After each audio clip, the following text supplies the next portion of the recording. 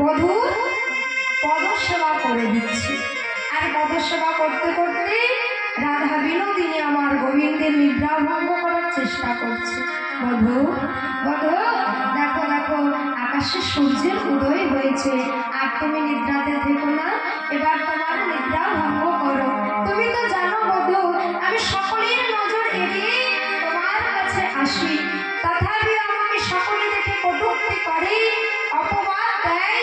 তাই বলি আর বিলম্ব করো না, এরপর যদি তুমি বিলম্ব করো আর যে আমি গৃহে ফিরতে পারবো না। তাই বধূ, তুমি এবার তোমার নিদ্রা ভঙ্গ করো। রাধারানীর যে নয়নের বাড়ি গোবিন্দের চরণে পড়ল, গোবিন্দেরও ধীরে ধীরে নিদ্রা ভঙ্গ। গোবিন্দ আমার উঠে বসলেন যেন ঢুলো ঢুলো আঁখি, ঢলো ঢলো অঙ্গ, আর রাধারানী আমার তাকে কোলে নিচ্ছে।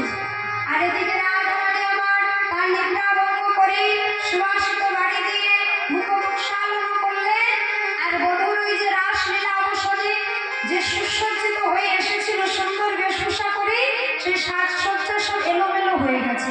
তাই রাধারানী আমার নিজের হাতে করে গোবিন্দকে তার বধূকে সাজিয়ে দিচ্ছে। নয়নে অঞ্জন দিলেন, চরণে নপুর পরিয়ে দিলেন, চূড়া বেঁধে দিলেন, গলে দিলেন বনমালা, কর্ণে চাঁপার ফুল দিলেন।